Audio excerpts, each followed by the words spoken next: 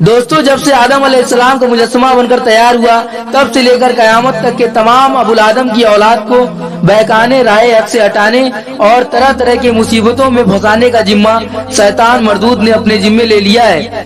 और यही नहीं, इंसानों में अपने मिजाजी लोगों के साथ मिलकर तरह तरह के जादू टोने और कुफरी काम में उलझाए रखता है। हर वक्त हर तरीके से ईमान वालों के पीछे पड़ा रहता है।